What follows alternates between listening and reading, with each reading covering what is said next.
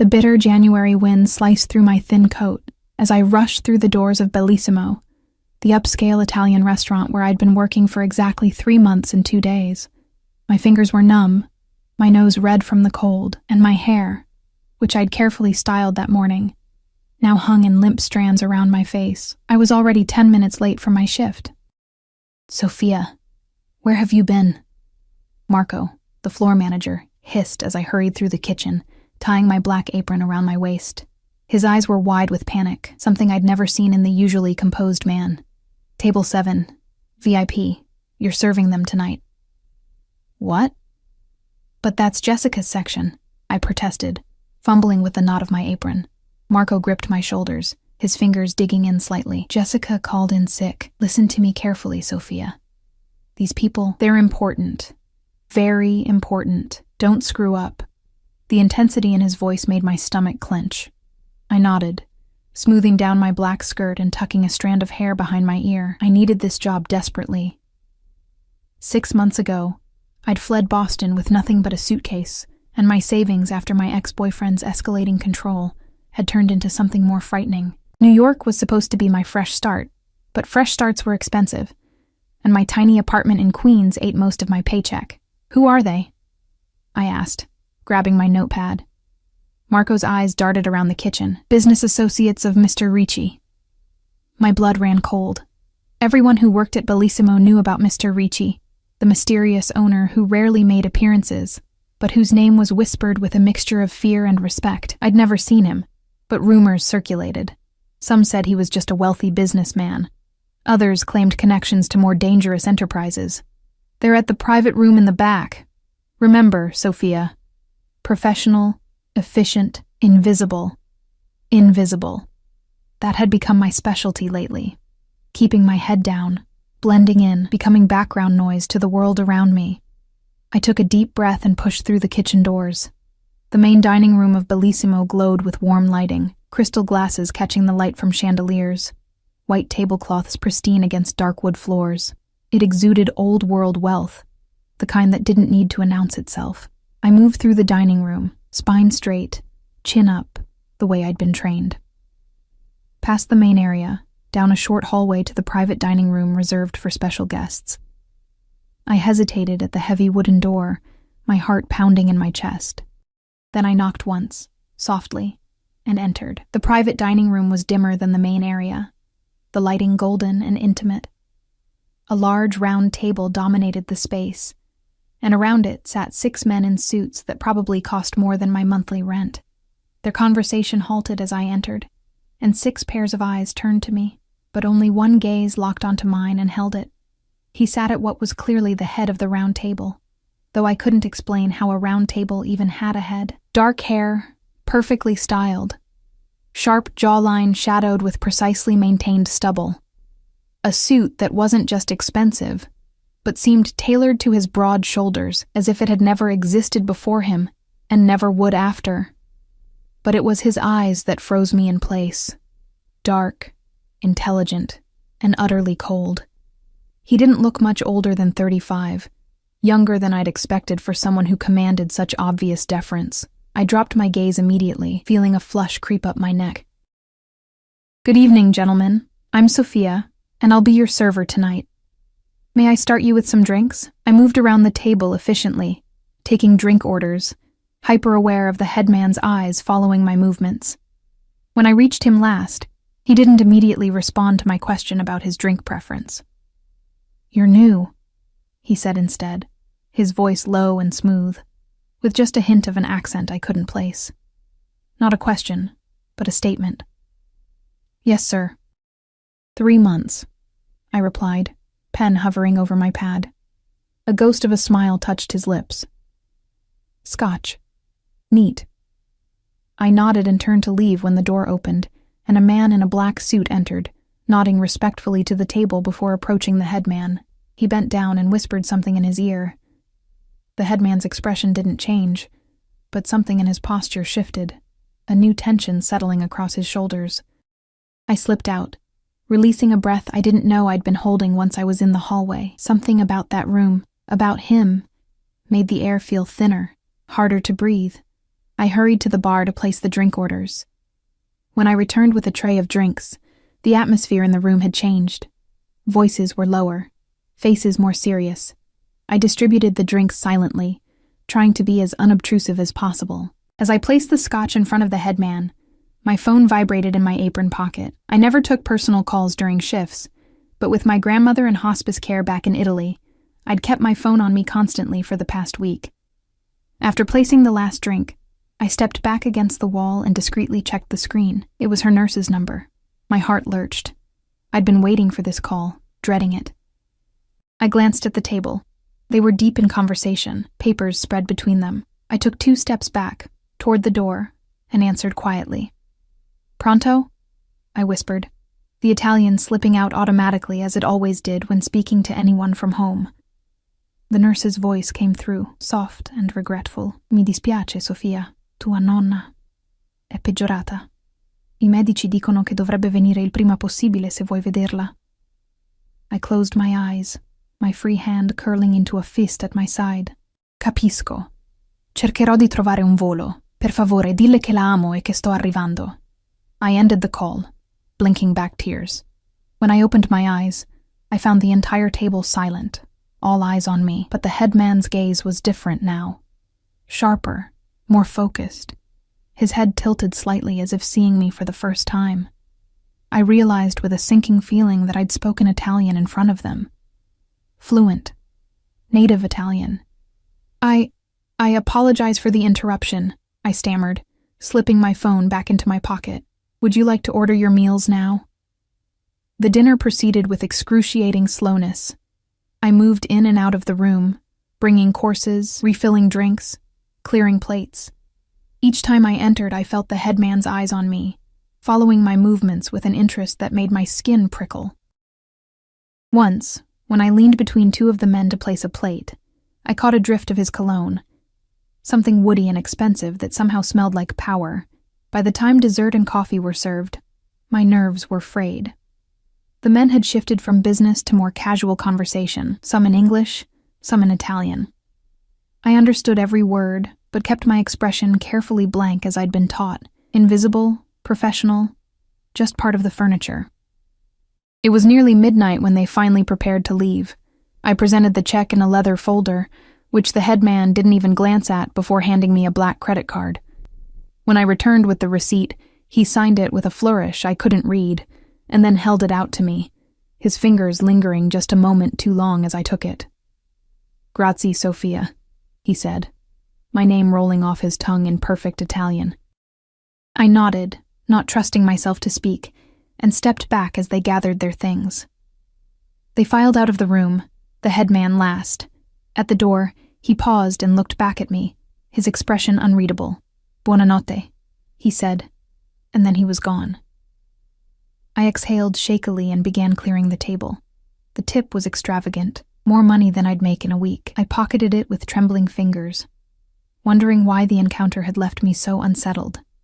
An hour later, I was finally finished cleaning up. The restaurant had emptied, only a few staff members remaining to close.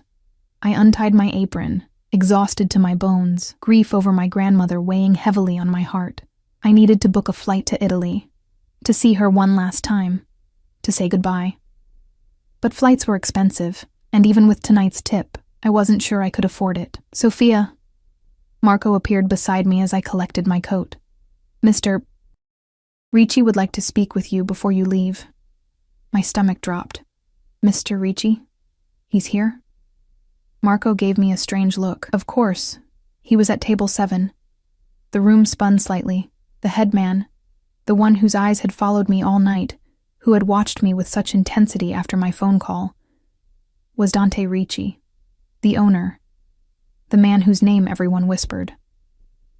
Marco led me to the small office at the back of the restaurant. He knocked once, then gestured for me to enter. With leaden feet, I stepped inside.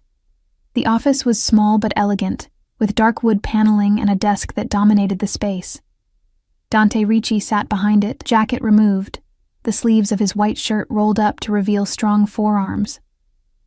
A single desk lamp cast shadows across his face, emphasizing the sharp angles of his cheekbones. He wasn't alone. A large man stood by the door, his stance wide, hands clasped in front of him. A bodyguard.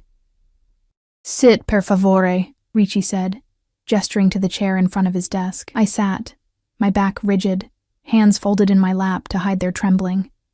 Was I being fired for taking a personal call? For speaking Italian? For some mistake I hadn't even realized I'd made? "You speak Italian like a native," he said without preamble, his eyes never leaving my face. I swallowed. "I am a native, sir. I grew up in a small town near Florence. Yet your English has almost no accent." My mother was American. I grew up bilingual. He nodded slowly, as if fitting pieces of a puzzle together. "And the call you received tonight? Bad news from home, I take it?" My eyes widened slightly at his directness. "My grandmother is very ill. The nurse said I should come as soon as possible if I want to see her before—" I couldn't finish the sentence. To my horror, tears welled in my eyes. I blinked them back furiously, not wanting to show weakness in front of this man. Something flickered across Ricci's face.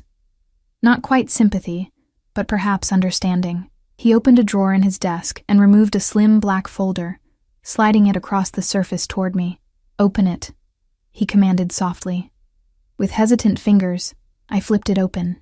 Inside was a first-class plane ticket to Florence, departing tomorrow afternoon, and an envelope that, when I peeked inside, contained more cash than I'd ever seen at once. I looked up at him, confusion and suspicion warring within me. "I don't understand. I need someone who speaks native Italian to accompany me on a business trip. My usual translator has fallen ill. The trip is for 2 weeks, to Florence and Rome.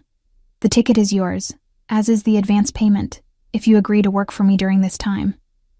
My mind raced. It seemed too perfect, too convenient. What would this work entail exactly? The corner of his mouth curved upward. "Translation during meetings, some light administrative work, nothing beyond your capabilities, I assure you." I stared at the ticket, at the lifeline it represented. I could see my grandmother. I could say goodbye. But at what cost? "Why me?" I asked, forcing myself to meet his gaze. "There must be professional translators you could hire." Something dangerous flickered in his eyes. "I prefer someone authentic. Someone who understands the nuances of both languages and cultures. And I find I prefer someone I've personally vetted. Vetted."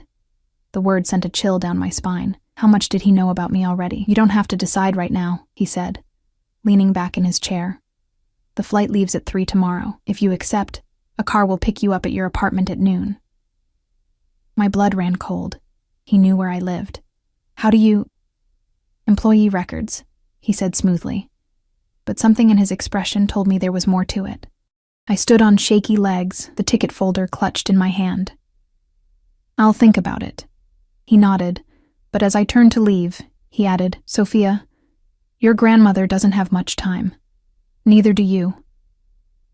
The implied threat hung in the air between us. I hurried out of the office, past the bodyguard whose eyes tracked my movements, through the now empty restaurant, and into the cold night air. I was halfway home in a taxi when I realized what had just happened. Dante Ricci hadn't asked if I had a passport. He hadn't asked if I could get time off work. He hadn't asked anything about my life or circumstances. He'd already known everything he needed to know. And somehow, despite the alarm bells ringing in my head, I knew I would be in that car at noon tomorrow. Not just for my grandmother, but because something in Dante Ricci's eyes told me that refusing wasn't really an option. What I didn't know then was that I would never return to my old life again. Sleep eluded me that night. I tossed in my narrow bed, my mind cycling between thoughts of my grandmother, her soft hands, the scent of rosemary that always clung to her clothes, the sound of her laughter, and the cold, calculating eyes of Dante Ricci. By dawn, dark circles shadowed my eyes, but my decision was made. I would go to Italy. I would see my nonna one last time. Whatever came after, I would face it. I packed methodically, my hands moving on autopilot while my thoughts raced. Practical clothes for a business trip. A black dress for when I would inevitably need to say goodbye to Nonna. Toiletries, passport. The envelope of cash I'd hidden in a hollowed-out book. Emergency money I'd been saving since I left Boston, just in case I needed to run again. At 11:30, I stood by my apartment window, watching the street below. The neighborhood wasn't great, but it was what I could afford. Across the street, a man in a dark coat leaned against a lamppost, smoking. He'd been there since I'd woken up, watching my building, watching me. At precisely noon, a sleek black Escalade with tinted windows pulled up to the curb. The man across the street straightened, dropped his cigarette, and spoke into what I now realized was an earpiece. My stomach twisted. Ricci had been having me watched all morning, making sure I didn't run. My phone buzzed with a text from an unknown number. "The car is waiting, Miss Russo." I swallowed hard, grabbed my suitcase and purse, and took one last look at my tiny apartment. For a moment, I considered not going downstairs, pretending I wasn't home. But the image of my grandmother's face floated in my mind, and I knew I had no choice. The January air bit through my coat as I stepped outside. The driver, a broad-shouldered man with a close-cropped haircut and impassive expression, took my suitcase without a word and opened the rear door. I slid into the back seat, half expecting to find Dante Ricci waiting inside. Instead, the car was empty, the black leather seats cool against my legs. "Where is Mr. Ricci?" I asked, as the driver pulled away from the curb. "Meeting you at the airport, Miss Russo," he replied, his eyes meeting mine briefly in the rearview mirror. I nodded and turned to watch the city slide by through the tinted windows. The man who had been watching my building now walked in the opposite direction, still speaking into his earpiece. A chill ran down my spine as I realized just how coordinated this all was. At the airport, I was escorted past regular security through a private entrance I didn't know existed. No lines, no waiting, no removing my shoes or taking out my laptop. The driver handed me off to a petite woman in a crisp suit who introduced herself as Alessandra, Mr. Ricci's assistant. "He's waiting in the private lounge," she said, her expression professionally neutral as she led me through corridors I'd never seen despite having flown from this airport before. "Your luggage will be handled separately."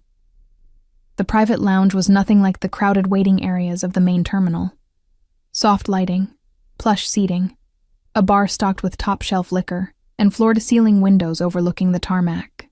And there, standing by those windows with his back to me, was Dante Ricci. He turned as we entered, and once again, I was struck by the sheer presence of the man. Today, he wore a charcoal suit that seemed to absorb and reflect light in equal measure. His dark hair was perfectly styled, his jaw freshly shaved. He looked like he'd stepped out of a luxury magazine, not a hint of the late night visible on his face. "Sophia," he said, my name sounding different in his mouth than it ever had before. "I'm pleased you decided to join me." I clutched my purse strap tighter. "I need to see my grandmother." Something that might have been respect flickered in his eyes. "Direct. I appreciate that." He gestured to a seating area. "Please, sit. We have some time before boarding." Alessandra disappeared, and I found myself alone with him, perched on the edge of a leather sofa while he sat across from me, completely at ease. A server appeared with coffee, espresso for him, a cappuccino for me. I hadn't told anyone my coffee preference. "I took the liberty of having some clothes sent to the plane for you," he said, watching me over the rim of his cup. "Business attire, appropriate for the meetings we'll be attending." My spine stiffened. "I brought clothes."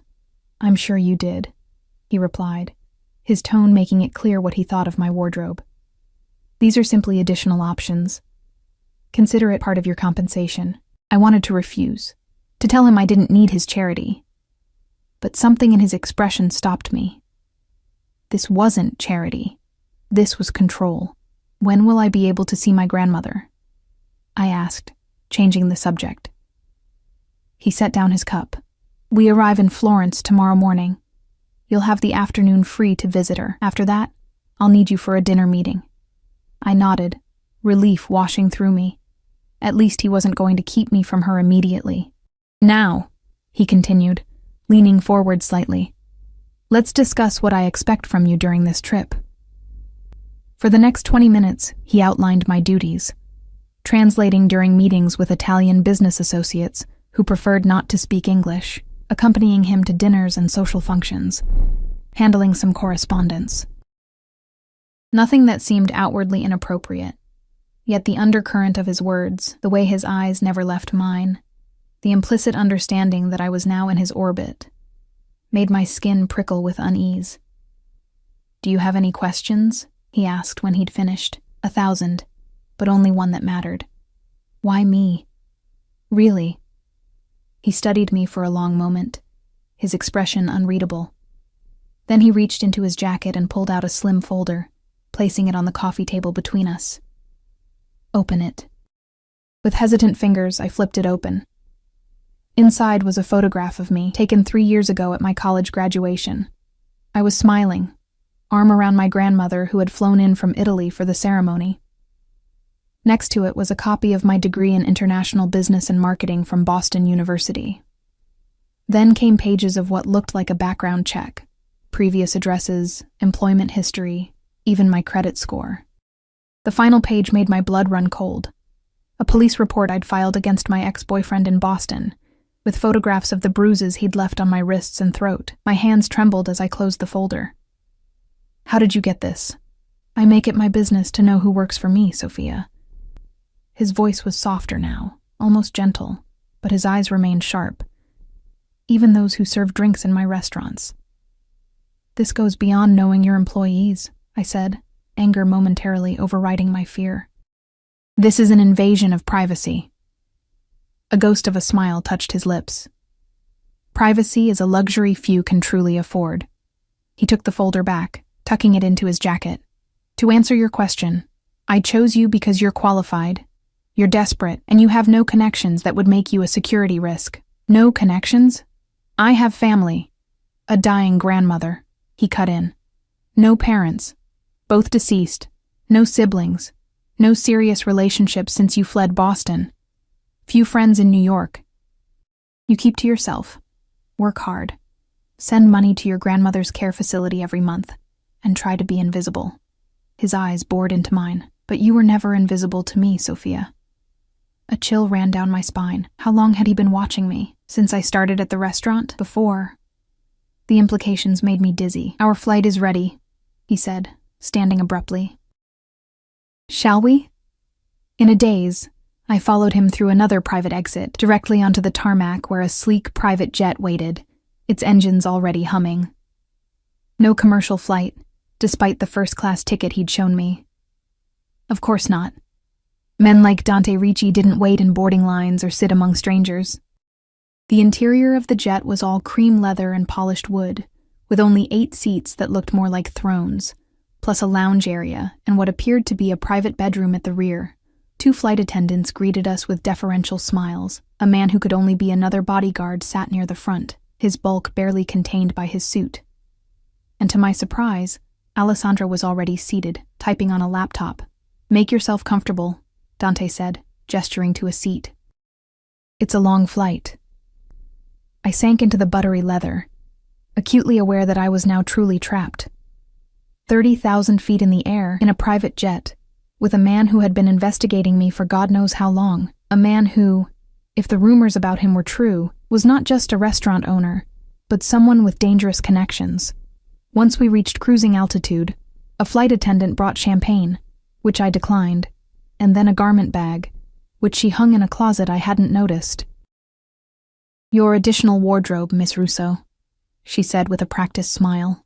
Dante had moved to sit with Alessandra, their heads bent over documents, speaking too quietly for me to hear.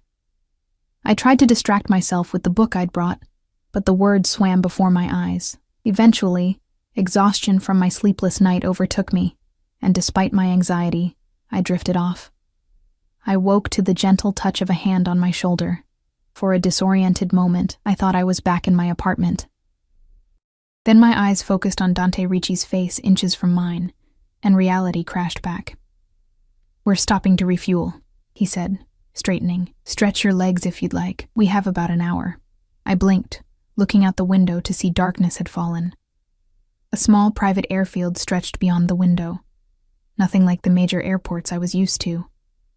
Where are we? I asked, my voice husky from sleep. Iceland, he replied, shrugging into a coat. There's a lounge inside if you'd like to freshen up. Iceland. We weren't even following a normal flight path.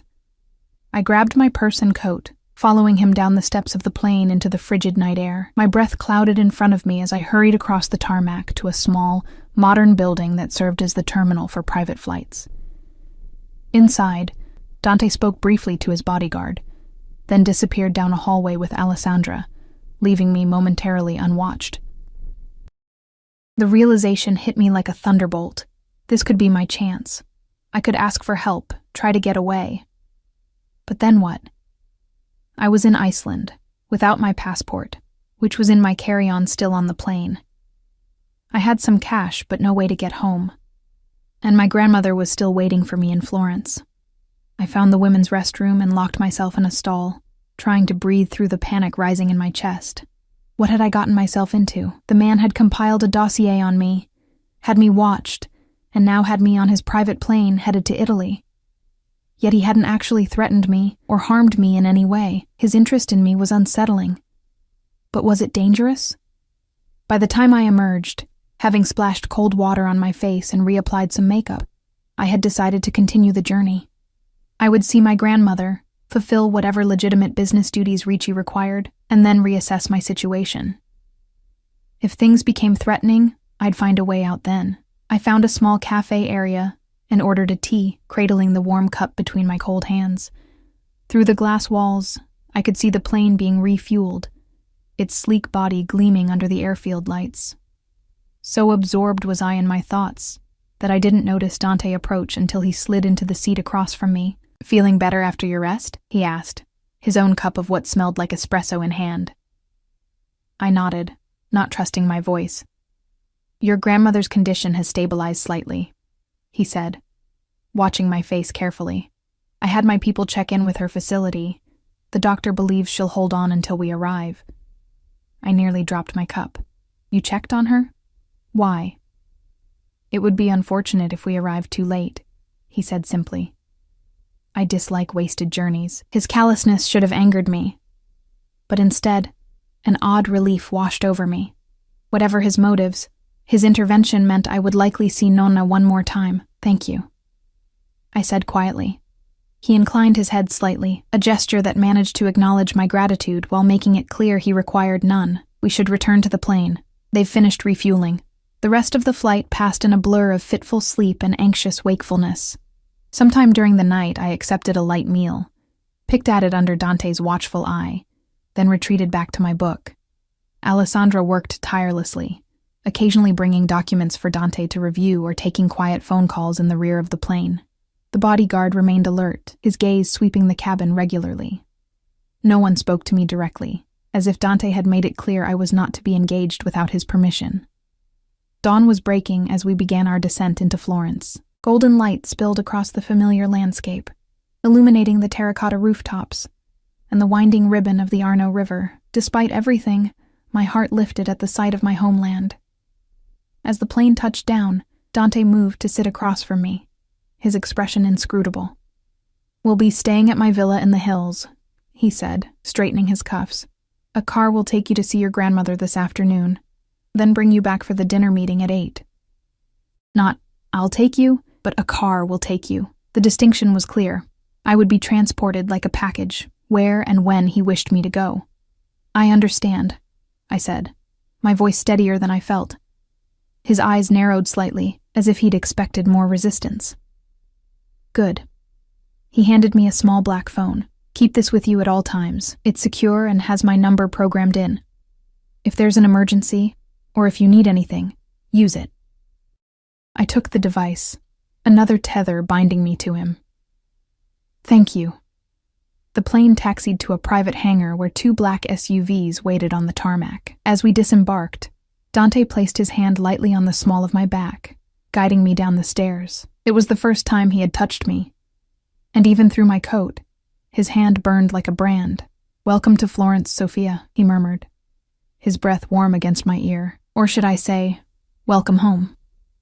The drive from the airport took us out of the city and into the rolling Tuscan hills. Vineyards and olive groves stretched on either side of the winding road, the landscape achingly familiar, yet now viewed through a lens of uncertainty.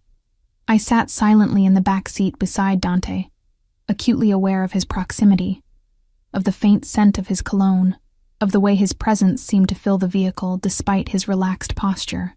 The villa, when we arrived, stole what little breath I had left. It wasn't just a house but a small estate, with a main building of honey-colored stone and terracotta roof tiles surrounded by manicured gardens and olive trees. A circular driveway led to stone steps and massive wooden doors that opened as our vehicles approached. "This is yours?" I asked. Unable to keep the awe from my voice, Dante's lips curved in what might have been a genuine smile, one of several properties in Italy. "This one is special to me." As we exited the car, staff appeared to take our luggage. Dante spoke to them in rapid Italian, his accent flawless but with a cadence that marked him as American-born. I caught fragments. Instructions about my room, the dinner preparations, security protocols. He turned to me. "Maria will show you to your room. Rest, shower, eat if you wish. The car will be ready at 2 to take you to your grandmother." With that, he disappeared into the villa, Alessandra and the bodyguard trailing in his wake, leaving me with an older woman whose kind face was at odds with the opulence surrounding us. "Come, signorina," she said in Italian, gesturing for me to follow. "You must be exhausted from your journey." I followed her through the villa, trying not to gape at the soaring ceilings, the antique furniture, the artwork that looked museum-worthy. She led me up a grand staircase to the second floor, down a corridor, and finally to a set of double doors which she opened with a flourish. "Your suite, signorina. If you need anything, please use the house phone by the bed to call for me." I stepped inside and nearly gasped. The room was larger than my entire apartment in New York, with a 4-poster bed draped in creamy linens, a sitting area with a fireplace, and floor-to-ceiling windows that opened onto a private balcony overlooking the Tuscan countryside. An ensuite bathroom gleamed with marble and contained a shower and a soaking tub big enough for 2. My suitcase had already been delivered and placed on a luggage rack. But what caught my eye were the garment bags hung carefully in the open closet.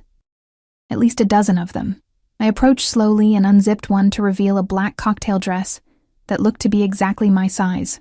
Another contained a tailored blazer and pants in deep burgundy, designer labels, probably tens of thousands of dollars worth of clothing. On the bed lay a small velvet box with a note card beside it. With trembling fingers, I opened it to find a delicate gold necklace with a single pearl pendant. The card read simply, "For tonight's dinner, DR." I sank onto the edge of the bed, the necklace clutched in my hand, as the full weight of my situation crashed down on me. I was in Dante Ricci's world now, surrounded by his wealth, dependent on his generosity, subject to his control, and with every passing hour, every gesture, every gift, the invisible chains around me tightened.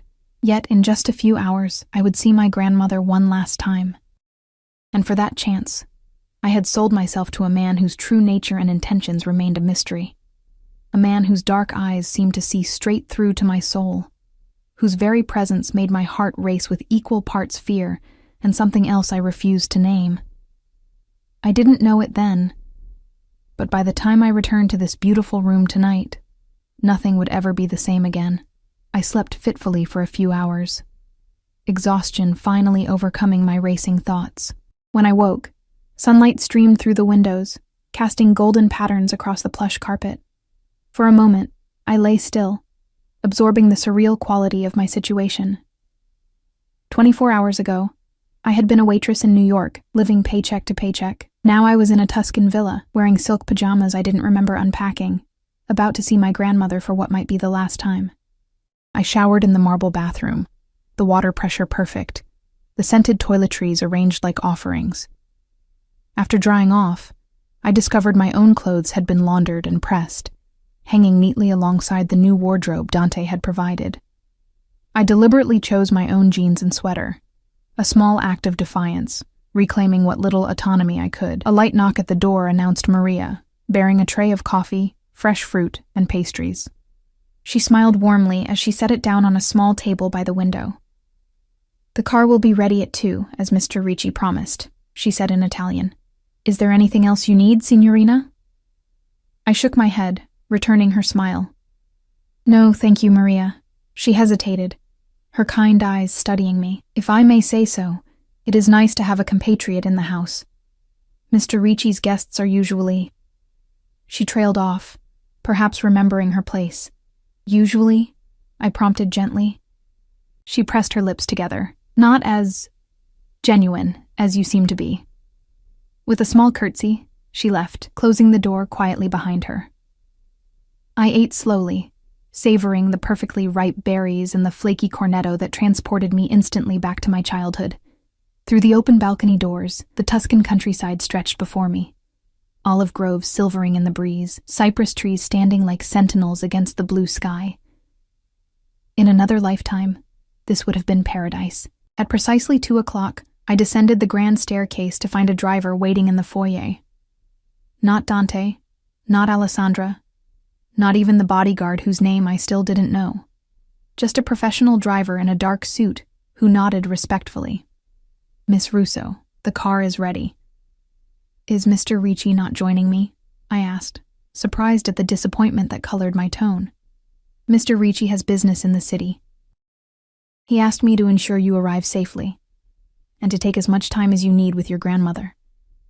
The drive to the hospice facility took nearly 40 minutes, winding through the hills and then into the outskirts of Florence. I watched the familiar landscape roll by, memories flooding back with each landmark we passed. The small cafe where Nonna used to buy me gelato after school, the church where my parents were married, the park where I'd had my first kiss, fumbling and sweet at 15. The hospice was a modern building set in quiet gardens, its architecture at odds with the ancient city surrounding it. The driver opened my door and handed me a bouquet of lilies I hadn't noticed he was carrying. Mr. Ricci thought you might want to bring these, he said. I'll wait for you, however long you need. I swallowed the lump in my throat, nodding my thanks as I took the flowers. Their sweet scent filled my nostrils as I walked through the automatic doors, my heart pounding. At the reception desk, I gave my grandmother's name, and the nurse's eyes widened slightly. Ah, Miss Russo, yes, we've been expecting you. Your grandmother is having a good day today. She lowered her voice. The new medication Mr. Ricci arranged has made her much more comfortable. I froze. Mr. Ricci arranged medication? She nodded, looking slightly confused. Yes, last night. The specialist from Switzerland arrived this morning. Didn't you know? I shook my head, speechless. Dante had flown in a specialist? While I'd been sleeping on his private jet, the nurse led me down a corridor to a private room. Another of Dante's arrangements, I assumed. She opened the door, announcing softly, Signora Russo, look who's here. The woman in the bed bore little resemblance to the vibrant grandmother of my childhood. Her once plump cheeks were hollow, her skin papery and translucent. But when she turned her head and saw me, her eyes, the same hazel as mine, lit up with recognition and joy. Sofia, mia cara nipote. Her voice was weak but clear. I rushed to her bedside, setting the lilies aside to take her frail hands in mine. Nonna, I whispered, tears spilling down my cheeks. I'm here. The nurse discreetly left us alone, closing the door softly. For the next hour, I sat beside my grandmother, holding her hands, listening to her speak in her native Italian about neighbors and friends, about the nurses who cared for her, about how beautiful I looked. She seemed unconcerned by her condition, floating in and out of the present, sometimes mistaking me for my mother, sometimes perfectly lucid. Tell me about America, she said during a clear moment. Are you happy there, mia cara? I manufactured a smile. Yes, Nonna. I have a good job at an Italian restaurant. The people are kind. The lies tasted bitter on my tongue, but I couldn't burden her with the truth, not about my struggles in New York, and certainly not about the circumstances of my return to Italy. She studied my face with surprising sharpness. And this man who brought you home, who is he to you? I blinked, startled. What man, Nonna? The one who sent the doctor, the important man. She waved a frail hand. The nurses whisper about him. They say he's powerful, dangerous perhaps. My blood ran cold. He's my employer. Just my employer. She squeezed my hand with surprising strength. Be careful, Sophia. Men like that. They take what they want. Before I could respond, she drifted again, her eyes growing distant. Your grandfather was like that, you know. So handsome. So determined. When he decided he wanted me, there was no escape. A dreamy smile touched her lips. Not that I wanted to escape. I sat with her until she fell asleep, her breathing shallow but steady. The specialist must have been good. She seemed comfortable and no pain. I kissed her forehead and slipped out, finding the doctor at the nurse's station. How long does she have? I asked bluntly. The doctor, young, Swiss, with kind eyes, hesitated. With the new medication, perhaps a week, perhaps 2. It's hard to say. The cancer has spread significantly, but we can keep her comfortable now. I nodded, tears threatening again. Thank you for coming all this way. He looked slightly uncomfortable. Mr. Ricci was very persuasive and generous. He hesitated. Your grandmother is receiving the best possible care, Miss Russo. I've left detailed instructions, and I'll be staying in Florence to monitor her condition. I thanked him again and made my way outside, where the driver still waited patiently. The sun was beginning to set, painting the sky in shades of pink and gold as we drove back to the villa. My emotions were a tangled mess: grief for my grandmother, gratitude toward Dante for arranging her care, and underlying everything, a persistent unease about his motives and the extent of his control over my life. When we arrived at the villa, Maria was waiting in the foyer. Mr. Ricci asked me to help you prepare for dinner, Signorina. The guests will be arriving at 8. I checked my watch. Barely an hour to get ready. I followed her upstairs, where a hot bath had already been drawn, scented with jasmine and rose petals. On the bed lay one of the garment bags, unzipped to reveal a midnight blue cocktail dress with a modest neckline but a daringly low back. Beside it were matching heels, the pearl necklace Dante had gifted me, and a small clutch. Mr. Ricci was very specific about the ensemble, Maria said, noting my expression. He has an eye for these things, an eye and an unnerving knowledge of my measurements. I thanked Maria and assured her I could manage on my own. Once she'd gone, I sank into the bath, letting the hot water soothe my tense muscles and jumbled thoughts. By the time I emerged, skin flushed and hair wrapped in a towel, I had come to a decision. I would play along with whatever game Dante was playing, translate at his meetings, attend his dinners, wear his clothes, until I could determine his true intentions. I owed him that much for what he'd done for Nonna, but I would remain vigilant, guarded, ready to run if necessary. The dress fit perfectly, the fabric skimming over my curves as if made specifically for my body. It probably had been.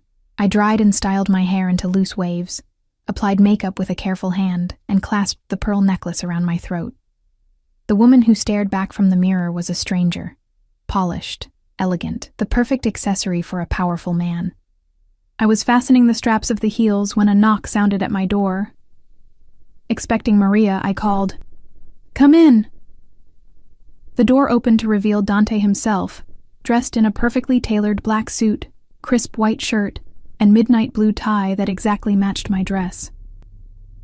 He stood in the doorway, one hand in his pocket, his dark eyes sweeping over me with an intensity that made my skin flush.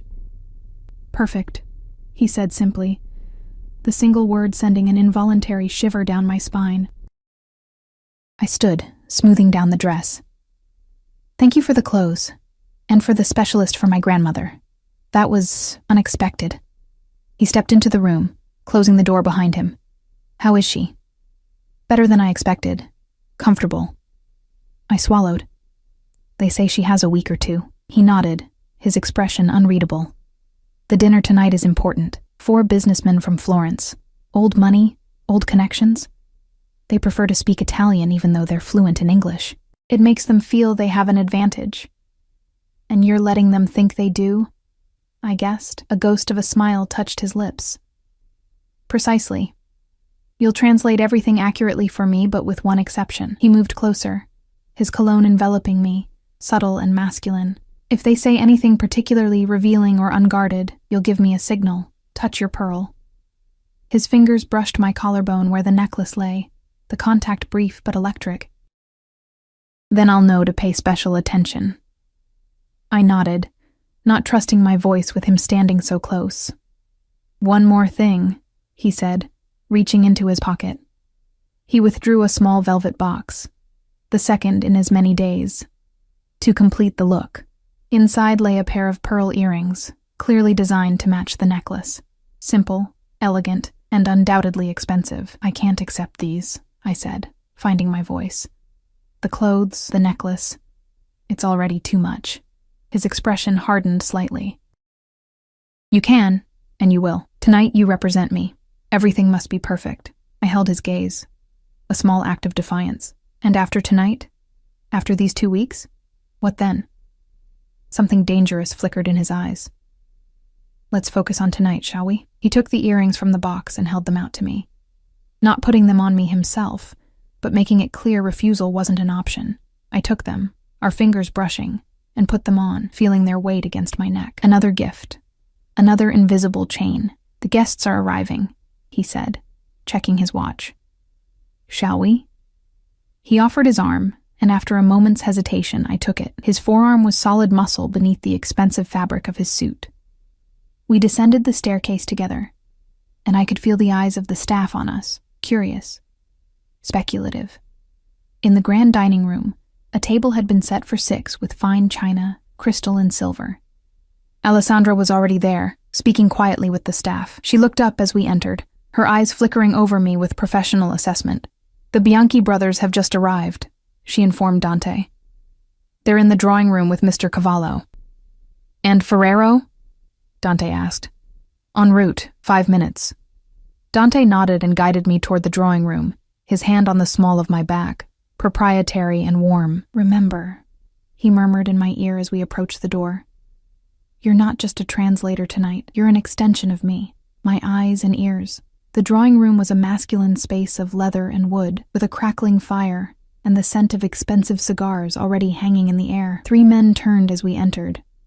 2 who bore the similar features of brothers, perhaps in their 60s, and a younger man with sharp eyes and a sharper suit. Gentlemen, Dante said in English, his hand still firm on my back, allow me to introduce Sofia Russo, my associate. Sofia, meet Antonio and Marco Bianchi, and Vincent Cavallo. I smiled politely, as the men's eyes assessed me with varying degrees of subtlety. Antonio Bianchi, the elder brother, kissed my hand with old-world charm. Marco merely nodded. Vincent Cavallo's gaze lingered a beat too long, his handshake a fraction too familiar. The conversation shifted immediately to Italian, rapid and colloquial. You didn't tell us you'd found such a beautiful assistant, Ricci, Antonio said, his eyes still on me.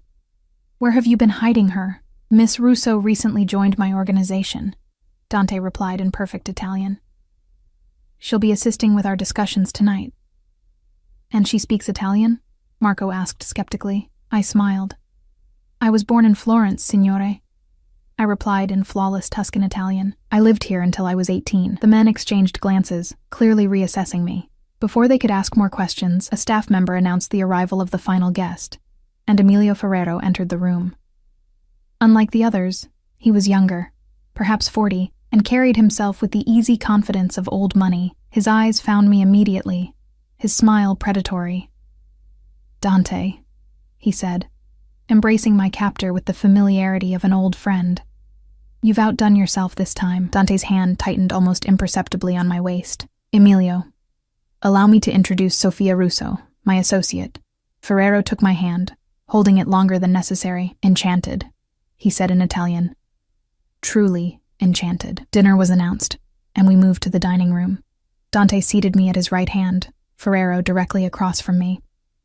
Wine was poured, appetizers served, and the conversation flowed, business mixed with personal reminiscences, politics, sports.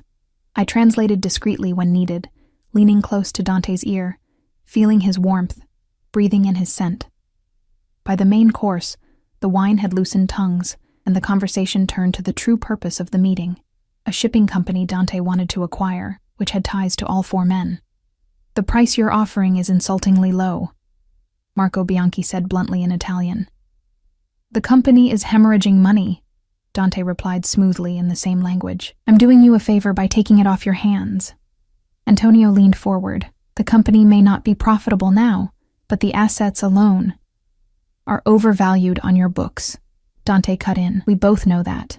The conversation grew more heated, more technical. I translated faithfully, impressed despite myself at Dante's command of the business details and his negotiating skills.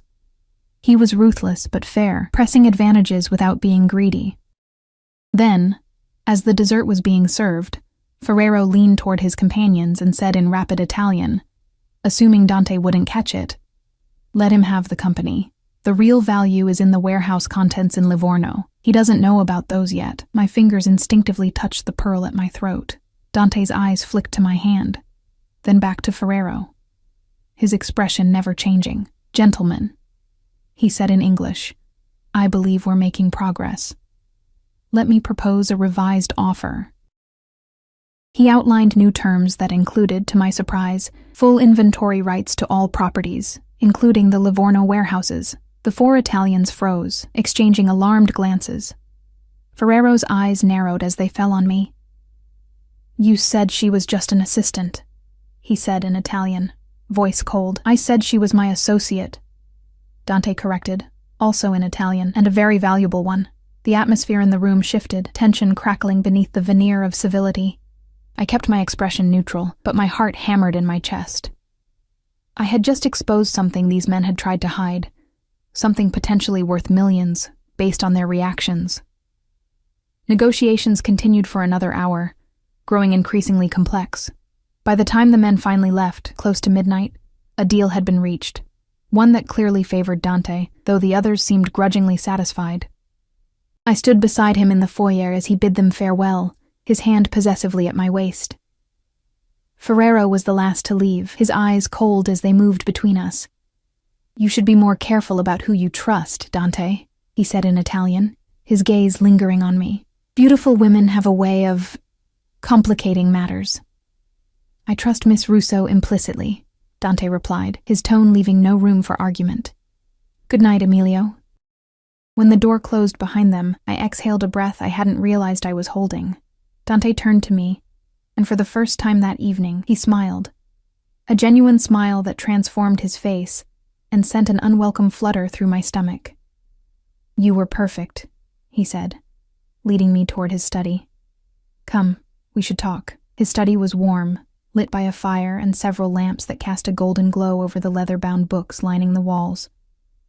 He poured 2 glasses of amber liquid from a crystal decanter and handed one to me. "2 successful negotiations," he said, raising his glass. I sipped the whiskey, letting it burn a path down my throat. "Those warehouses, they're important?" "Very." He loosened his tie, the gesture strangely intimate. "What they're storing there could cause significant legal issues for all 4 men, if discovered by the wrong people." "Illegal goods?" His eyes met mine over his glass. "Let's just say customs officials are easily distracted by the right incentives." I set my glass down, suddenly exhausted. "Why are you telling me this? Why involve me in something potentially illegal?" He moved closer, his presence overwhelming in the confined space. "Because you've proven your value tonight, and because I want you to understand what you're part of now." "Part of?" I echoed, taking an instinctive step back. "I'm here to translate for 2 weeks, to see my grandmother." "That's our arrangement." Something darkened in his eyes. "Arrangements can change, Sophia."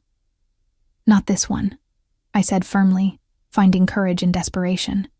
"I fulfilled my end tonight. I expect you to honor yours." For a long moment he studied me, his expression unreadable. Then, to my surprise, he nodded. "Of course. You'll see your grandmother whenever you wish. The car and driver are at your disposal." Relief washed through me. "Thank you."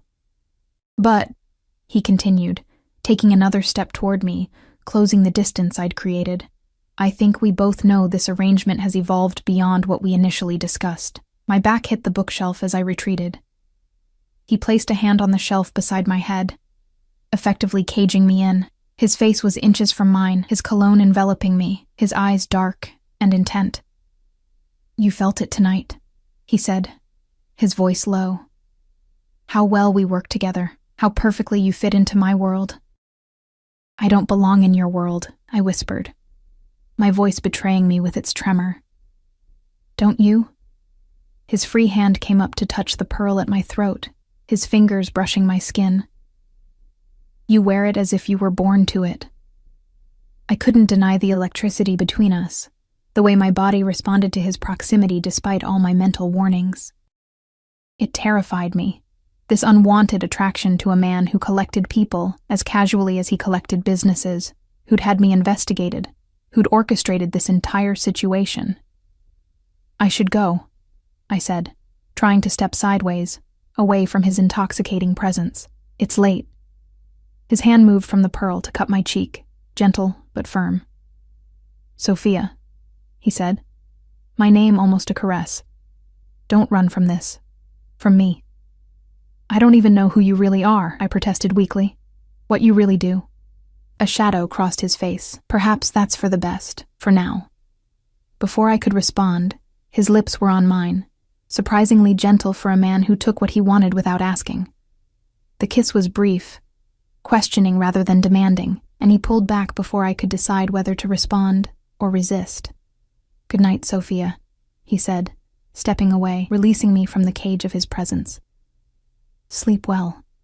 I fled, my heart pounding, my lips burning from his kiss, my mind a chaos of conflicting emotions.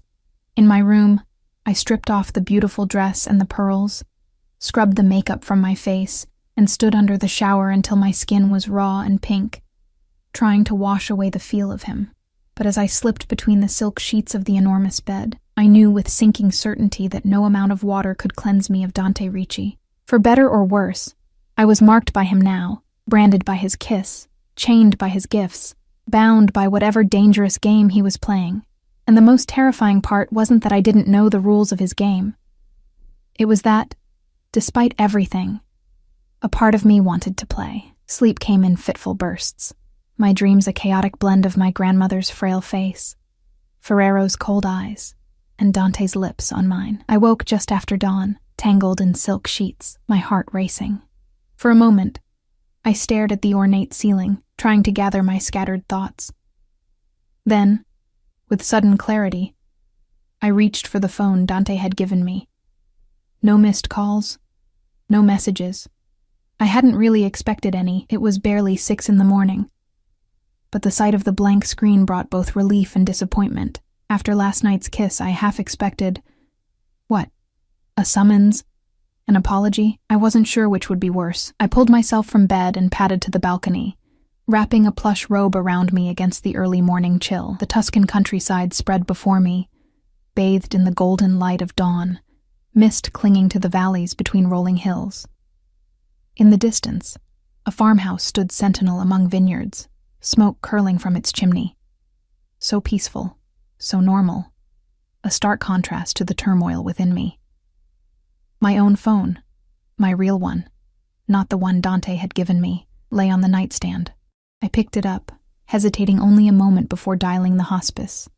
A nurse answered, her voice hushed. "She had a comfortable night," she assured me when I asked about Nonna. "The new medication is working well. She's sleeping now, but you're welcome to visit later this morning." I thanked her and hung up, relief washing through me. Another day at least. Another chance to sit with Nonna, to hold her hand, to say the things that needed saying.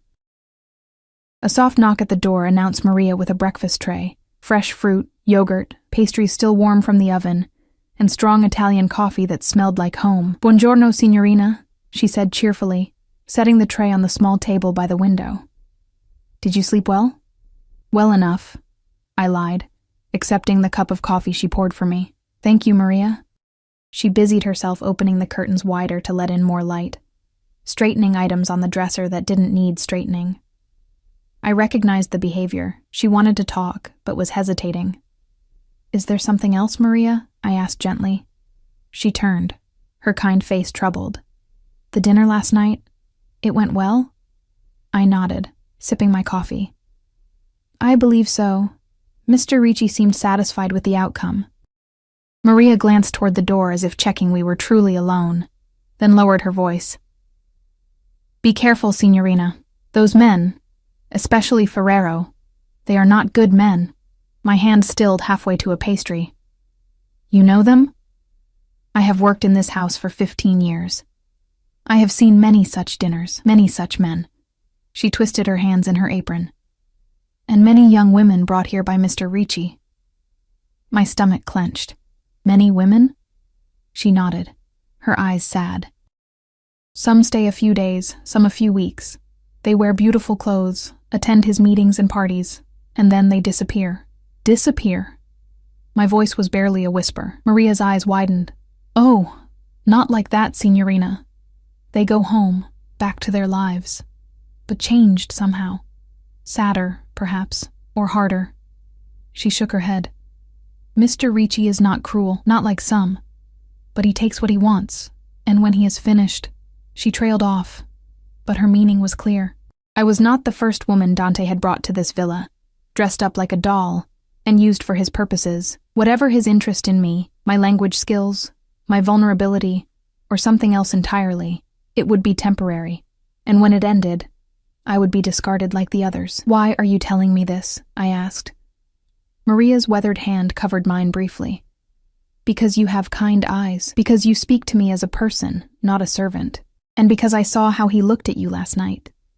She straightened, reverting to her professional demeanor. The car will be ready whenever you wish to visit your grandmother. Just call down when you're ready. She left me with my cooling coffee and tumultuous thoughts. I ate mechanically, barely tasting the exquisite pastries, my mind racing. If Maria was right, I was just the latest in a string of women Dante had collected, used, and discarded. The knowledge should have strengthened my resolve to keep my distance, to fulfill my obligation, and nothing more. So why did it hurt? I dressed in my own clothes again. Jeans, a sweater, boots, pulled my hair into a simple ponytail, and applied minimal makeup. If I was going to be discarded anyway, I might as well be myself while it happened. The villa was quiet as I descended the grand staircase. No sign of Dante or Alessandra or the ever-present bodyguard. Just a staff member who appeared from nowhere to ask if I needed the car brought around. At the hospice, Nonna was awake and more lucid than the day before. Her eyes brightened when I entered, and she patted the bed beside her with a frail hand. "There you are, mia cara," she said, her voice stronger than yesterday. "I was dreaming of you." I sat beside her, taking her hand in mine, marveling at the paper-thin skin, the blue veins visible beneath. "Good dreams, I hope. You were a little girl again, running through the olive groves, laughing." Her smile was wistful. "You were always such a happy child." Before Papa and Mama died," I finished softly. She nodded, her eyes filling with tears. "Life was not kind to you, Piccola. Too much loss for one so young." I squeezed her hand gently. "I had you, Nonna. You were enough." We sat in comfortable silence for a while. The only sounds the beeping of monitors and the distant murmur of hospital activity. Then Nonna fixed me with a surprisingly sharp gaze. "Tell me about this man, Dante Ricci." I hesitated, uncertain how much to reveal. "He's complicated, Nonna. Powerful. Used to getting what he wants. And what does he want with my Sophia?" The question hung in the air between us. What did Dante want with me? My language skills? My body? My complicity in whatever shadowy businesses he conducted? "I don't know," I admitted finally. "But he arranged for me to be here with you. And for that, I'm grateful." Nonna's eyes narrowed. "At what price, mia cara?" Before I could answer, the door opened and a nurse entered, followed by the Swiss specialist.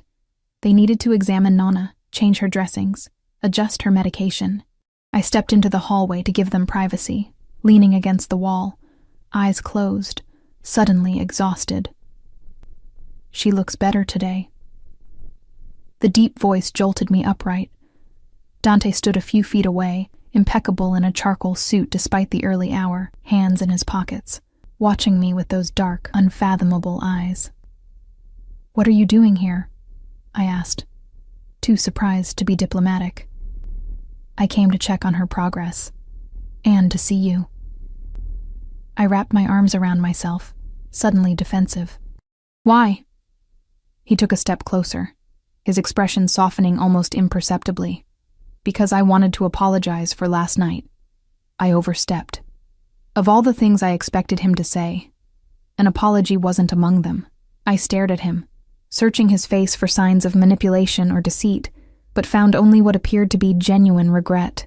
"Yes, you did," I agreed finally. The ghost of a smile touched his lips. "You're not going to make this easy, are you?" Should I? No, he admitted, the smile growing more pronounced. That's what makes you different. The word echoed Maria's earlier warning about the other women he'd brought to the villa. I looked away, unwilling to let him see the hurt in my eyes. The doctors say she's responding well to the new treatment, he said after a moment, changing the subject. She's more comfortable, more alert. That's good news. I nodded, grateful despite myself. Thank you again for arranging it. I know it must have been expensive, getting the specialist here so quickly. He waved away my thanks. It was nothing. But it wasn't nothing. Not to me. Not to Nonna. Whatever his motives, he'd given me these precious final days with her. That debt couldn't be easily dismissed. The door opened, and the doctor emerged. He nodded respectfully to Dante, then turned to me. She's doing well, all things considered. The treatment is giving her more good days, more clarity. It's the best we can hope for at this stage. Can I go back in? I asked. Of course. She's asking for you. He hesitated. She's tired, though. Try not to stay too long. I nodded and moved toward the door, then paused, looking back at Dante. Are you coming in? Something like surprise flickered across his face before he schooled it back to impassivity. Would you like me to? The question was genuine, I realized with a start. He was actually asking my preference, not assuming or commanding. It was such a small thing, but it felt significant. Yes, I said quietly. I would. Inside, Nonna's eyes widened as Dante followed me into the room. I made the introductions, watching as he approached her bedside with unexpected gentleness, taking her frail hand in his strong one, speaking to her in fluent Italian about Florence, about the weather, about how brave her granddaughter was. Nonna, never one to be intimidated even by powerful men, fixed him with a penetrating stare. You are the one who brought my Sophia back to me. It wasn't a question, but Dante answered anyway, yes. Why? He glanced at me, then back to her. Because she deserved the chance to say goodbye, and because I needed her help. Nonna nodded slowly, as if he'd confirmed something she already suspected. And when you no longer need her help? What then? I felt my cheeks flush with embarrassment. Nonna, please, but Dante held up a hand, silencing me gently. A fair question. He looked directly into my grandmother's eyes. I don't know yet. That will depend on Sophia. An honest answer, or at least it sounded like one. Nonna studied him for a long moment, then nodded again, apparently satisfied. You have your father's eyes, she said unexpectedly. Dante stiffened, his expression suddenly guarded. You knew my father? Nonna's eyes took on the slightly distant look they sometimes did when she was drifting between past and present. Many years ago, before he left Italy for America. She patted his hand. He was a good man, beneath it all. I hope you are the same. The atmosphere in the room had shifted, tension radiating from Dante like heat from a furnace. I stepped in, changing the subject, asking Nonna about her breakfast, about whether she'd slept well. The moment passed, but I caught Dante watching my grandmother with new interest, as if reassessing her. We stayed another hour, the conversation flowing surprisingly easily between the three of us. Nonna told stories from my childhood. Some I remembered, some I didn't. Dante listened intently, asking questions, laughing at the appropriate moments. By the time Nonna's eyelids began to droop with fatigue, a strange camaraderie had formed in the small hospital room. We should let you rest, I said, kissing her forehead. She caught my hand. Come back tomorrow, mia cara. Bring him if you like. Her eyes twinkled with something like mischief. He's more handsome than your grandfather was. I'll give him that. Nonna! I exclaimed, mortified. Dante chuckled, the sound rich and genuine. It would be my pleasure, Signora Russo. He bent and kissed her hand with old-world courtesy. Until tomorrow. In the corridor outside, I turned to him, curious. What did she mean about your father? Did they really know each other? His expression closed off immediately. Your grandmother is confused. My father never lived in Italy. The lie was so obvious it took me aback. Why deny something so inconsequential? Unless it wasn't inconsequential at all. We have a meeting in Milan this afternoon. he said, changing the subject abruptly. The car will take us to the airfield in an hour. You should wear something from the wardrobe I provided. Something professional. Just like that. He was back to issuing commands, the momentary vulnerability gone. I bristled at his tone but held my tongue. If Nona had indeed known his father, it might explain his interest in me. A connection I hadn't considered. It wasn't much, but it was a thread to pull, a potential insight into the enigma that was Dante Ricci. I'll be ready, I said simply. The drive back to the villa was silent, Dante absorbed in his phone, responding to emails and messages with rapid keystrokes. I stared out the window, my mind racing with new questions. Who was Dante's father? How did Nona know him? And why did the mention of him cause such tension? At the villa, I hurried to my room to change.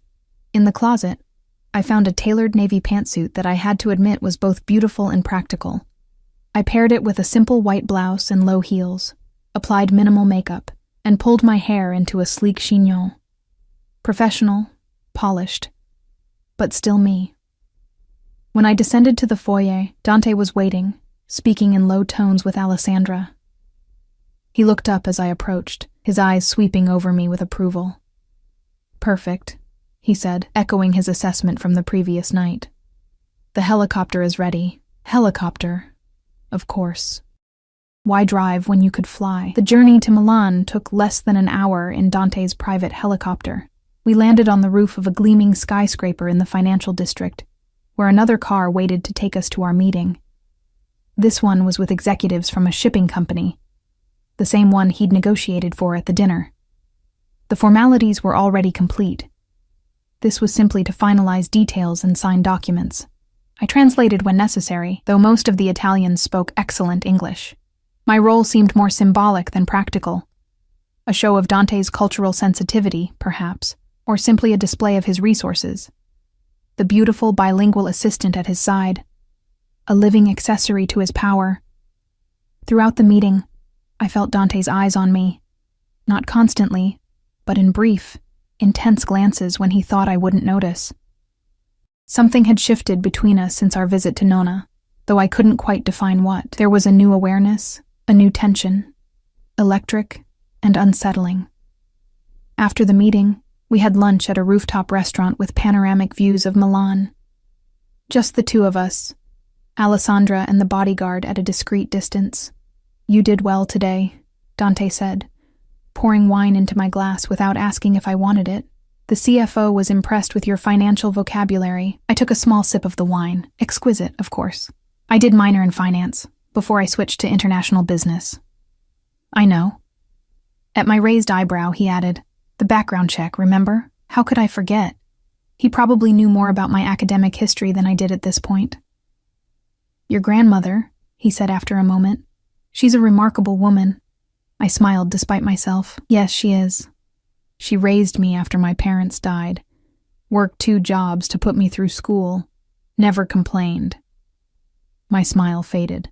She deserves better than this end. Death comes for us all, Sophia.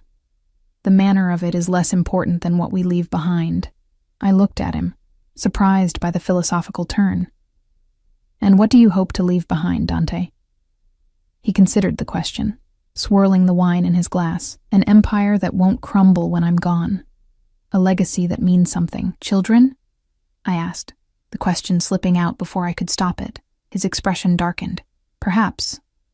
Someday. With the right person. The implication hung in the air between us, unspoken but impossible to ignore. I changed the subject quickly. What's our schedule for the rest of the day? Back to Florence. There's a gallery opening tonight I'd like to attend. He watched my reaction carefully. Unless you'd prefer to rest. It's been an eventful couple of days. Again, the unexpected consideration. Asking rather than commanding, I found myself wanting to go, wanting to see more of this world he inhabited, more of him. I'd like to go, I said, surprising myself as much as him. He nodded, satisfaction evident in his slight smile. Good. There's a dress, let me guess. Already selected and waiting in my room? I couldn't help the teasing note that crept into my voice. He had the grace to look slightly abashed. I have particular tastes. But if you'd prefer to choose something yourself— No, I said, finding I meant it. I trust your taste. The words hung between us, laden with meaning beyond clothing choices. Trust. Such a small word for such a monumental concept. Did I trust Dante Ricci? With my wardrobe, perhaps. With my safety, possibly. With my heart? Never. We returned to Florence by helicopter, the landscape below us bathed in the golden light of late afternoon. This time, Dante sat beside me rather than across, his thigh occasionally brushing mine with the movement of the aircraft. Each contact sent a jolt of awareness through me, unwelcome, but undeniable. At the villa, Maria was waiting with news. My grandmother's doctor had called. Her condition was stable, no better but no worse. I thanked her, relief evident in my voice. Another day, at least, another chance to unravel the mystery of Nona's connection to Dante's father. The dress waiting in my room for the gallery opening was a deep emerald silk that brought out the green flecks in my hazel eyes. Simpler than the blue cocktail dress from the night before, but no less elegant. Beside it lay a small velvet box, this time containing an antique gold bracelet set with tiny emeralds. I traced the delicate metalwork with a fingertip, marveling at its craftsmanship. Not a new purchase, this one. Something with history, with meaning. Another chain, another beautiful tether binding me to Dante. I showered and dressed, arranging my hair in loose waves over one shoulder. The dress fit perfectly, as I knew it would. The bracelet caught the light as I moved, glinting like captured stars. A knock at the door announced Dante, impeccable in a black suit with a tie that matched my dress exactly. His eyes darkened as they swept over me, appreciation evident in their depths. "You look beautiful," he said simply. "Thank you." I touched the bracelet self-consciously. "This is exquisite. Vintage?" "It belonged to my mother." His voice was carefully neutral. "It suits you." The revelation stunned me into silence. His mother's bracelet. Not something purchased for a temporary companion, surely. The gesture felt weightier than all the other gifts combined. Before I could respond, his phone buzzed. He checked it, frowning slightly. "There's been a change of plans. The gallery opening has been moved to a private viewing at the owner's villa. More exclusive. Fewer people." He looked at me. "Is that still acceptable?" Again, asking rather than telling. I nodded, curious about this new venue, this new side of Dante that seemed to be emerging. The one that sought my consent, that shared family heirlooms, that looked at me as if I were something precious rather than just convenient. The drive to the gallery owner's villa took us higher into the hills, along winding roads bordered by cypress trees. Night had fallen, and the car's headlights cut through the darkness, occasionally illuminating ancient stone walls or glimpses of sprawling estates set back from the road. The owner, Martelli, is a collector of modern Italian art, Dante explained as we drove. He holds these private viewings for serious buyers before opening exhibitions to the public. "And you're a serious buyer?" I asked. A smile played at the corners of his mouth. "On occasion. I appreciate beauty in all its forms." His eyes met mine in the dim light of the car, and the double meaning was impossible to miss. Heat bloomed in my cheeks, and I looked away, grateful for the darkness. The Martelli villa was smaller than Dante's, but no less impressive. A modernist structure of glass and stone set into the hillside, overlooking Florence. Lights from the city twinkled below like earthbound stars. The dome of the Duomo illuminated against the night sky. Inside, perhaps 30 people mingled among striking artworks displayed on stark white walls. Waiters circulated with champagne and canapes. A string quartet played softly in one corner. It was exactly the kind of sophisticated gathering I'd imagined Dante would frequent. He kept his hand at the small of my back as we moved through the space, introducing me to people whose names I immediately forgot, stopping occasionally to examine a painting or sculpture. His knowledge of art surprised me. He spoke intelligently about techniques and influences, clearly familiar with the artists represented. "You actually enjoy this," I said during a quiet moment. "It's not just for show." He raised an eyebrow. "Did you think it would be?" I shrugged. "Men in your position often collect art as status symbols, not because they appreciate it. Men in my position? There was amusement in his voice. And what position is that exactly? I hesitated, unsure how to define him. Businessman? Criminal? Something in between? Powerful, I said finally. Wealthy, used to displaying your success. He nodded, conceding the point. True, but I've found that life offers few genuine pleasures. Art is one of them. Before I could respond, a tall, elegant man with silver hair approached us, arms outstretched. Dante. Finally, you grace us with your presence. Carlo. Dante embraced the man briefly. The exhibition is spectacular. Carlo beamed, then turned curious eyes on me. And who is this vision? Sofia Russo, a colleague and friend, Dante said, surprising me with the designation. Sofia, Carlo Martelli, our host and the finest curator in Florence. I shook the older man's hand, noting the way his eyes moved between Dante and me, clearly seeing more than colleague and friend in our body language. A pleasure, Miss Russo. Any friend of Dante's is a friend of mine.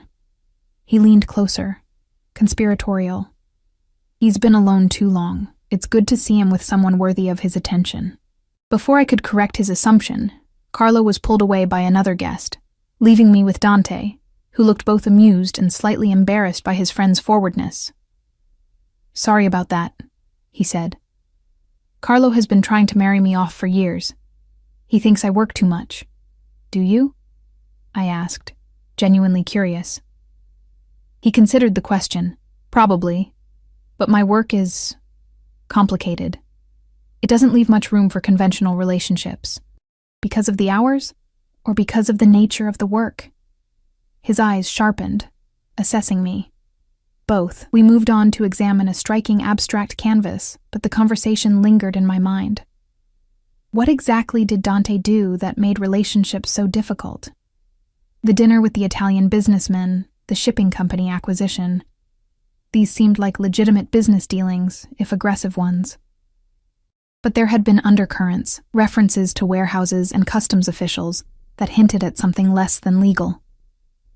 As we circulated through the gallery, I noticed a familiar face, Emilio Ferrero, one of the men from last night's dinner. He was speaking intensely with a younger man in a corner, not yet aware of our presence. I touched Dante's arm, nodding discreetly in Ferrero's direction. Dante's expression hardened almost imperceptibly. Interesting. He wasn't on the guest list. He guided me smoothly in the opposite direction. Let's avoid him for now. I'd rather not mix business and pleasure tonight. But it was too late. Ferrero had spotted us and was making his way through the crowd, a predatory smile on his face. Ricci, he said, extending his hand. What a pleasant surprise. Dante shook his hand, his expression pleasant, but guarded. Emilio, I didn't expect to see you here. Martelli and I go way back. Ferrero's eyes moved to me, lingering on the emerald bracelet at my wrist. Miss Russo, lovely to see you again. That's a beautiful piece. I nodded my thanks, uncomfortable under his scrutiny. There was something cold in his eyes, something calculating that made my skin crawl. If you'll excuse us, Dante said, his hand returning to my back.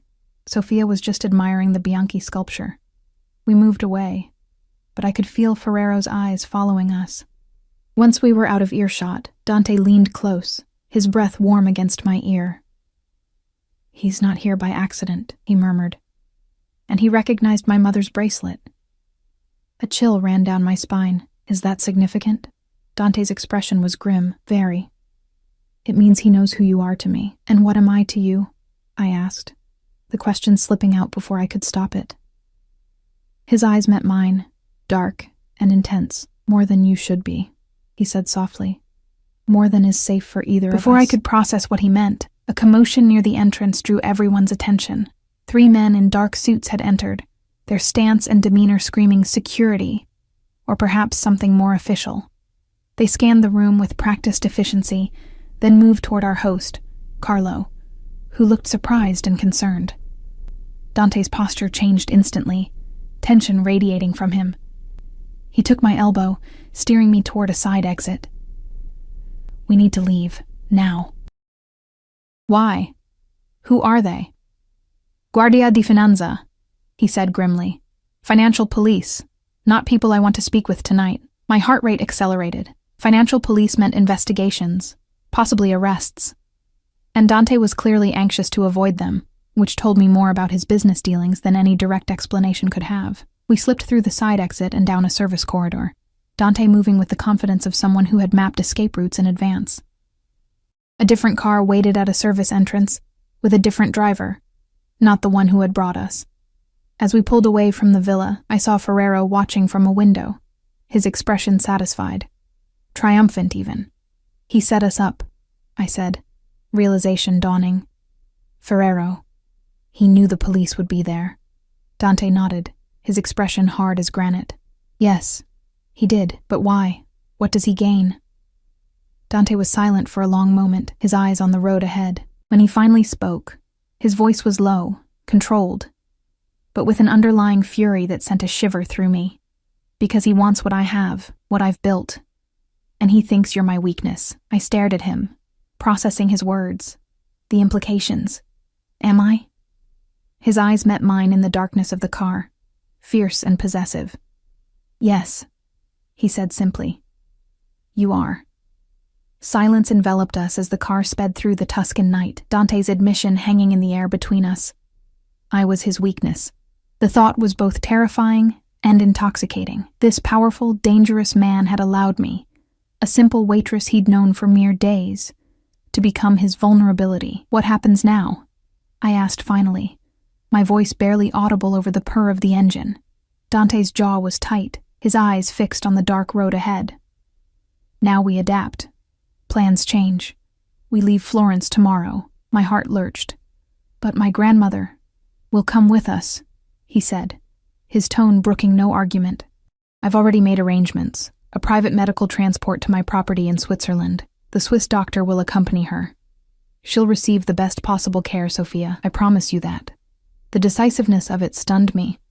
In the space of minutes, he had completely rearranged our lives, mine and Nona's, without consultation, without hesitation. Part of me wanted to rebel against such high-handedness, but another part, the part that had seen Ferrero's triumphant smile, that had felt the urgency of our escape, understood the necessity. "Switzerland," I repeated, trying to wrap my mind around it. "For how long?" "As long as necessary." His hand found mine in the darkness, his grip firm and warm. "I won't let them use you to get to me, Sophia. I won't let them hurt you." "Who is them? Ferrero? The financial police?" I turned to face him fully. "Dante, I need to understand what I'm caught in the middle of." He was silent for so long I thought he wouldn't answer. Then he sighed, a sound heavy with resignation. "You deserve the truth, at least part of it."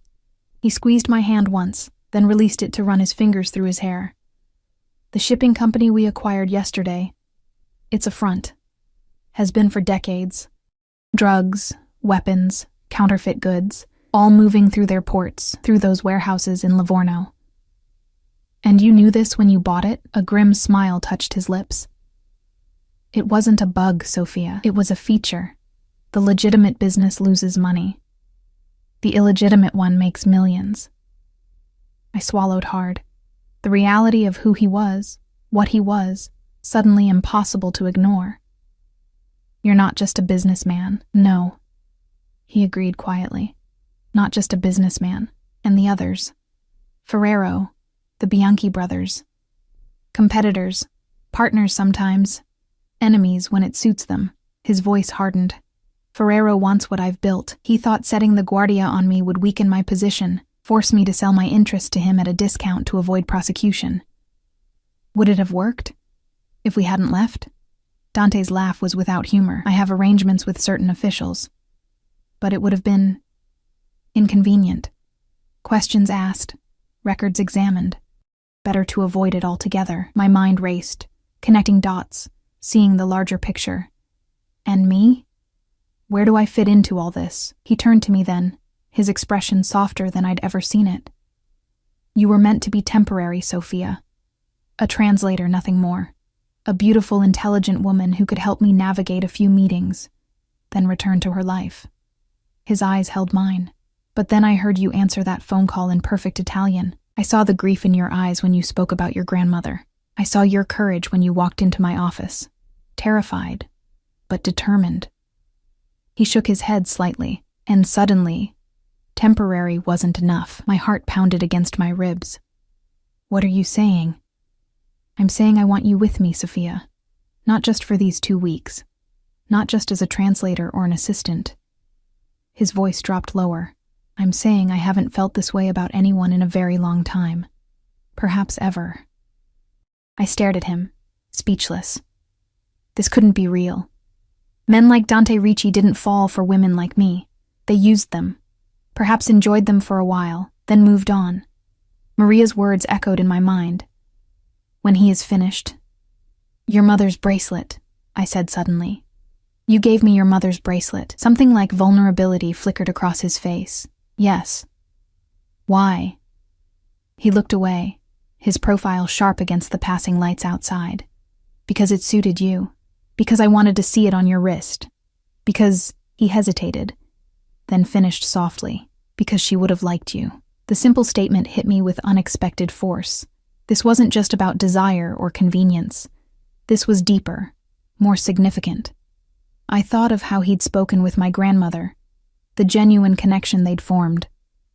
I thought of how he'd arranged for her medical care, not just once, but twice now. Your father, I said, pieces clicking into place. Nonna did know him, didn't she? That's why you were interested in me from the beginning.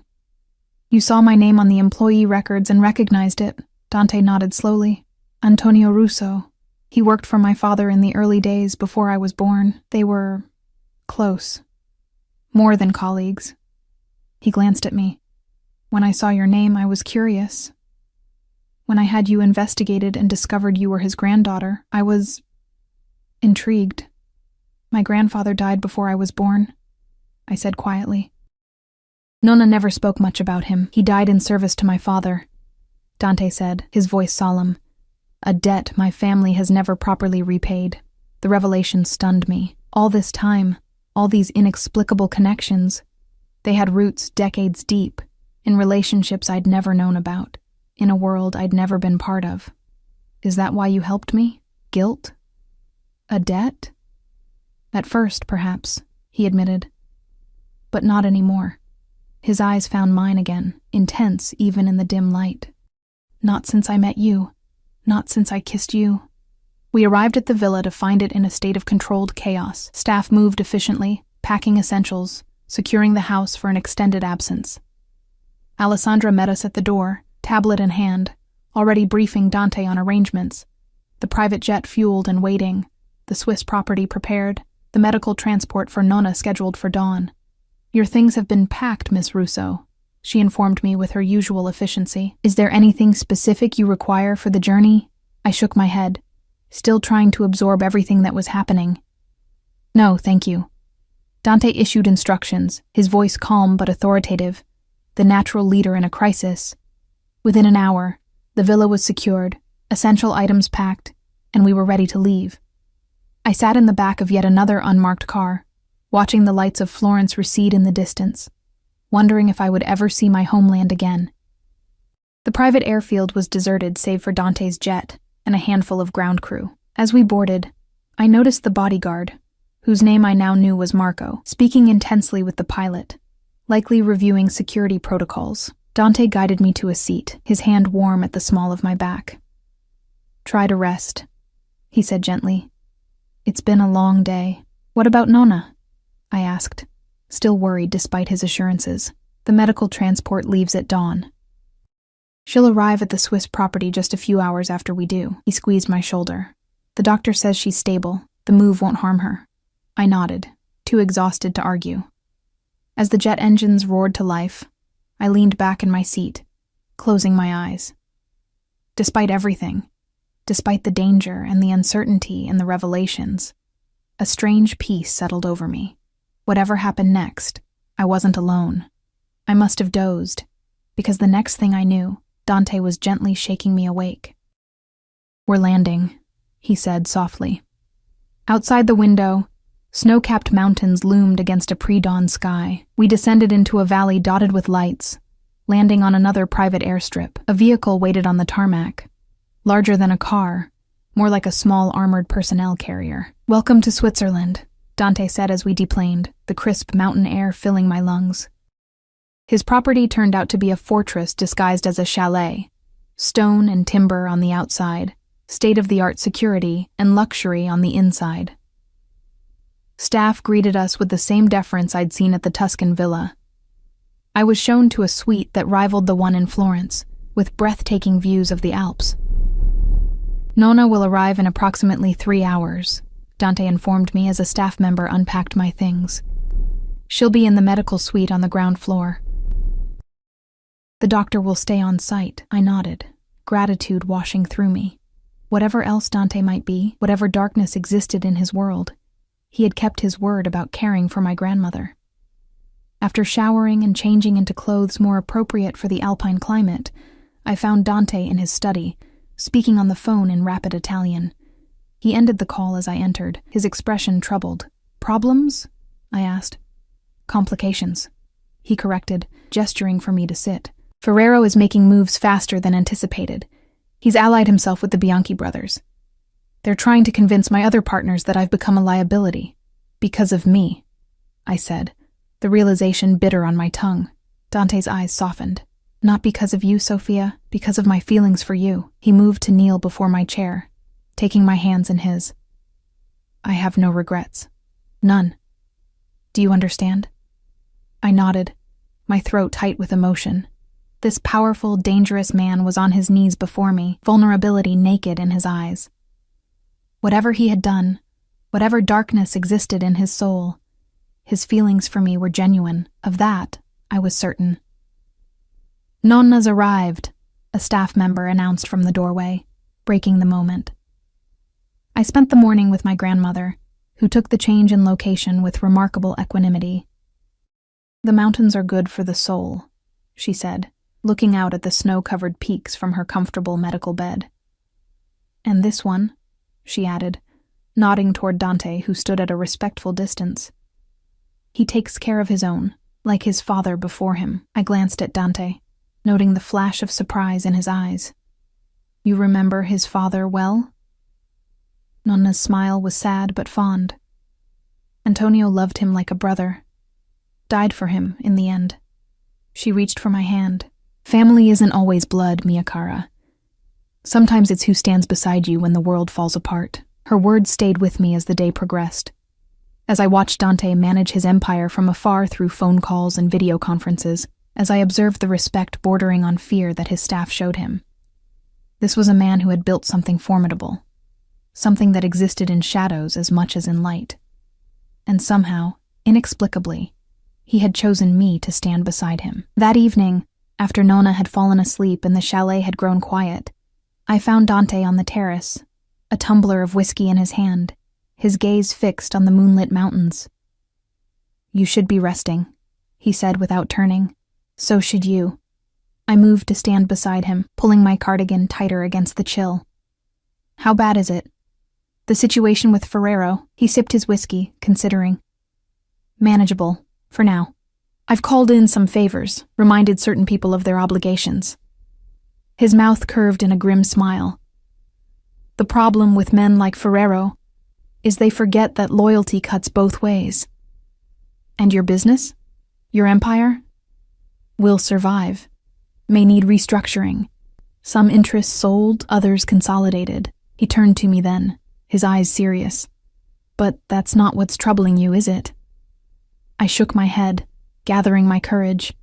"What happens when this is over? When Ferrero is dealt with? When my grandmother—" I couldn't finish the sentence. "When she's gone," he supplied gently. I nodded, tears pricking my eyes. Dante set down his glass and took my hands in his touch warm against my cold fingers. "What do you want to happen, Sophia?" The question was so direct, so stripped of manipulation or presumption, that it took me aback. For days I had been swept along by Dante's decisions, Dante's world, Dante's desires. Now he was asking for mine. I began, then stopped, uncertain. What did I want? To return to my lonely apartment in New York? To my underpaid job at the restaurant? To the life I'd been living, safe perhaps, but empty? Or did I want this? The danger, yes, but also the passion, the purpose.